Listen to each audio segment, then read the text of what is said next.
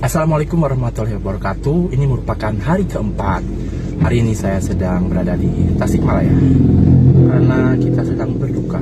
Jadi saya tidak akan begitu banyak berbicara. Saat ini sedang hujan. Saya akan memulai lagi, mungkin agak-agak telat untuk hari selanjutnya, ya harap maklum. Di hari keempat ini saya akan sedikit menjelaskan tentang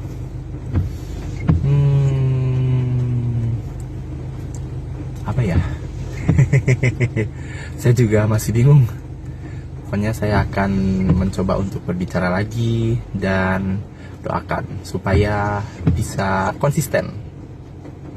Jangan lupa follow thread saya, karena di sana saya juga sering sharing tentang berbagai informasi atau sharing sesuatu tentang kerja work from home dari kantor luar negeri. Bye.